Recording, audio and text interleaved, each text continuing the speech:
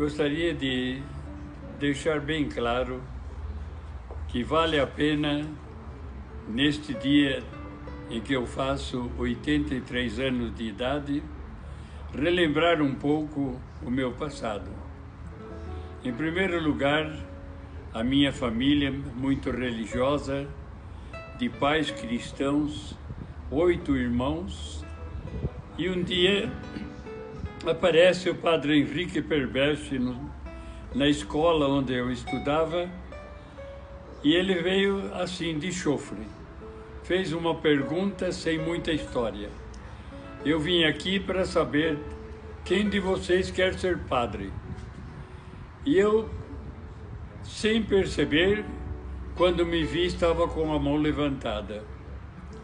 E isso valeu para mim aquele primeiro momento de dar uma resposta para Deus. Aqui estou.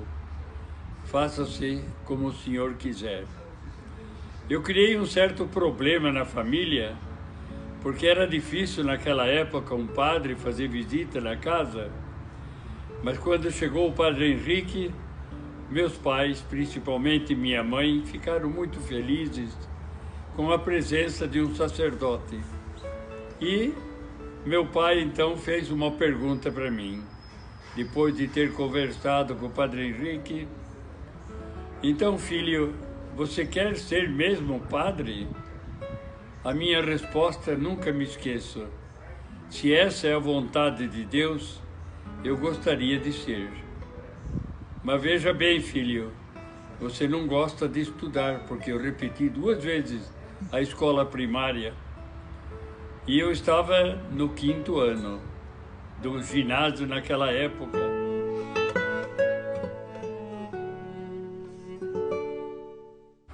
Fui para Araraquara e passei tempos maravilhosos com os padres de lá, de modo especial o padre José Wingen, que era um dos superiores da casa. A casa estava ainda em formação, quer dizer, em construção, e nós numa precariedade muito grande de habitar, de residir, pois o terreno era novo e a casa em construção, mas valeu a pena.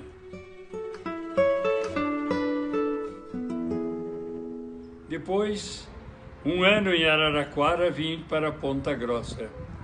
E aqui em Ponta Grossa, eu passei o tempo de ginásio todo daquela época e fiz também o 2º grau.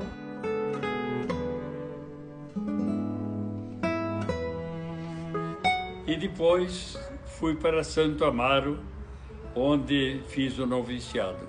Chegando em Santo Amaro, houve a cerimônia da vestição, a recepção dos meus colegas, com o padre Zacarias Carbone, que era o nosso mestre de noviços. Passei os 2 anos de noviciado em Santo Amaro, muito alegre, muito proveitoso, e tenho certeza que muita coisa que eu aprendi lá, hoje para mim está sendo uma fonte de vida e de entusiasmo para a minha vocação. No dia 6 de agosto de 1966, nós éramos 9 diáconos para a ordenação sacerdotal. E eu fui ordenado em Santo Amaro. Como eu tinha alguns colegas que eram de Minas Gerais, o grupo se desfez.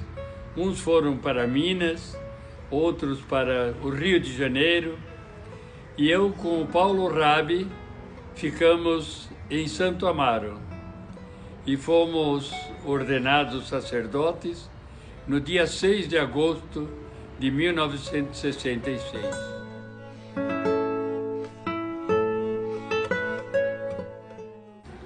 Dali, então, comecei minha jornada, trabalhando um pouco, atendendo de modo rápido e de modo assim, né, como eu podia, nas paróquias de Cristo Rei, na paróquia de Nossa Senhora de Lourdes, em São Paulo, E depois eu fui destinado para trabalhar com muita alegria, né, para Açaí, no norte do Paraná. Foi para mim uma surpresa muito grande, pois eu não sabia onde ficava Açaí, e muito menos quando cheguei lá, levei um susto muito grande, porque é uma cidade original. Naquela época, 90% eram habitantes residentes e originários de Japão, uma cidade tipicamente japonesa. E o mais importante era o costume de os japoneses se reunirem uma vez por ano, mais ou menos, né, fazer uma grande celebração, mas pouco de igreja católica existia neles. Por isso, quando eu cheguei, eu fiz questão de reunir a juventude. Comecei com alguns grupos da antiga Associação dos Jovens, os Congregados Mariano, Filhas de Maria, e assim, com palestras, celebrações, pequenos cursos, nós fomos formando um grande grupo de jovens, cujo nome eles deram Mocidade Católica Açaiense. Embora era formada só de católicos, os japoneses, principalmente de origem japonesa, dos pais ainda budistas, ainda permitiam que os filhos participassem desse grupo de jovens. E foi para a cidade de Açaí um momento marcante esse grupo de jovens. Jovens católicos que trabalhavam tanto no sentido espiritual, na formação, nas celebrações, na fraternidade e principalmente a prática da caridade.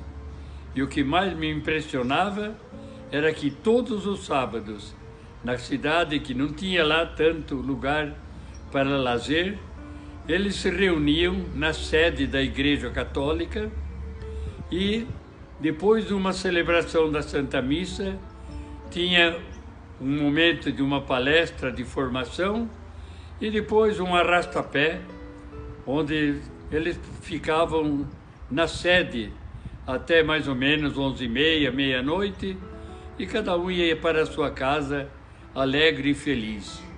Foi assim que Açaí ficou marcada com a presença da Mocidade Católica Açaiense. E aos poucos os japoneses e japonesas começaram também a participar no grupo junto com os brasileiros.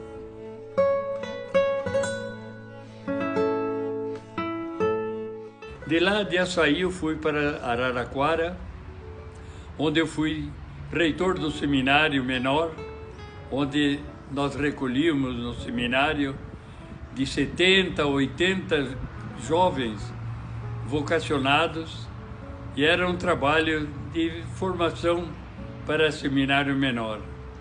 De lá eu fui depois transferido para São Paulo. Em São Paulo comecei a trabalhar na pastoral vocacional.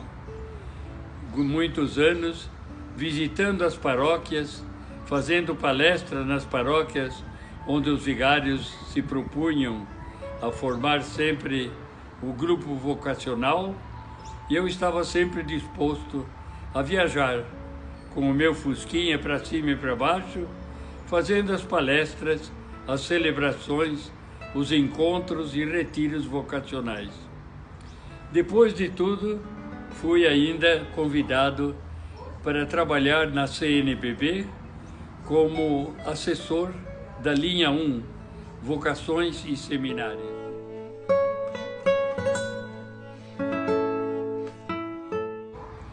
Terminado esse tempo de formação, eu fui destinado para Cuba.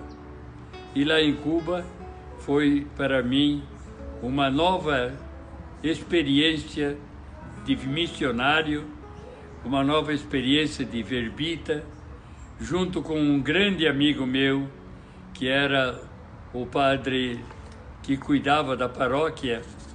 Era um padre muito acessível, né?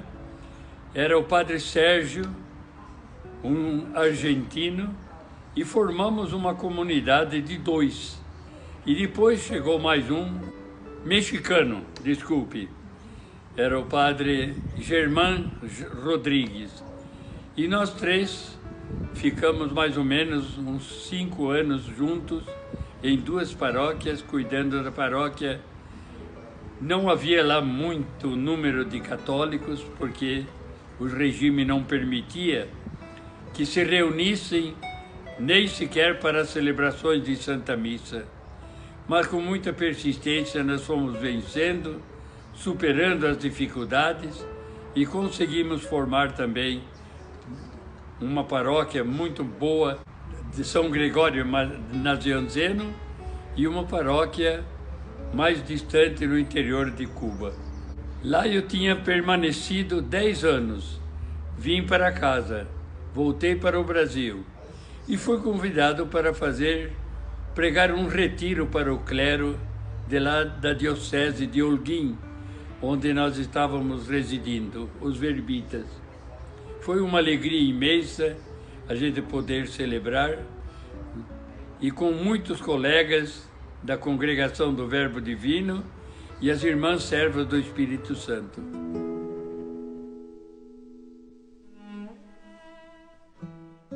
Terminados esses 10 anos de trabalho em Cuba, eu resolvi voltar para o Brasil, sentindo que aquilo que eu tinha para dar, já pude fazer, e com muito amor e com muita alegria. E espero que a semente jogada na terra, ela possa germinar. E como diz o Salmo, voltando com alegria, aquilo que foi semeado com muitas lágrimas. Aqui no Brasil, depois eu fui assim saltando de galho em galho, em paróquia, no seminário e tudo mais, e terminei com o meu trabalho de pastoral aí na paróquia da Penha, Nossa Senhora da Penha.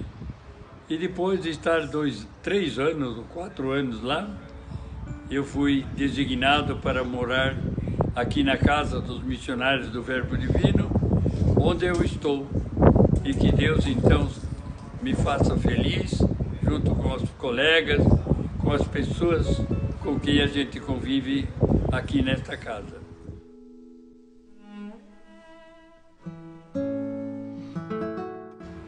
Estamos passando por um momento difícil. Eu posso fazer mais ou menos um paralelo dos anos quando criança eu vivi a Segunda Guerra Mundial, e aquelas notícias que a gente ouvia, principalmente no antigo repórter, o Repórteresso, eu me assustava, vendo que o mundo estava em guerra, irmãos matando irmãos, países inimigos um do outro, um invadindo o outro, numa falta de caridade e muito sangue derramado. Agora eu sinto que nós estamos num outro tipo de guerra mundial, esta pandemia. Para mim, é nada mais do que uma guerra onde tantos irmãos nossos pelo mundo todo estão perdendo a vida na base do barato, este vírus venenoso que está liquidando com tantas pessoas maravilhosas na sociedade onde nós vivemos. E de modo especial, o que dói no meu coração é ver esse grande Papa Francisco, esse homem que sempre estava voltado para as grandes multidões, agora isolado naquela imensidão do Vaticano, ele e Deus e alguns fiéis ao seu lado. Mas ao mesmo tempo a gente percebe o quanto ele é maravilhoso de saber, com a palavra de Deus, com o Evangelho sempre nos seus lábios, levando paz, levando entusiasmo, levando otimismo para nós católicos. Vamos passar por esta pandemia. Não vamos desanimar. Vai ficar na história e que seja para nós, da nossa geração, um degrau a mais para subir no entusiasmo dos missionários. Como missionários, nós vamos sempre encontrar dificuldades pela frente. E essa é uma das maiores dificuldades como missionários.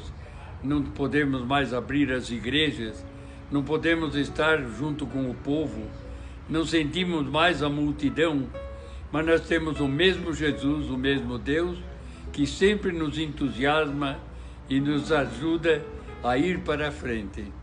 E temos também a Mãe do Verbo Divino, Maria Santíssima, a Mãe de Jesus e a nossa Mãe, que ela, junto com todos os santos e seu Filho Jesus e Deus nosso Pai, nos abençoe e nunca aconteça que nós percamos o entusiasmo, o otimismo.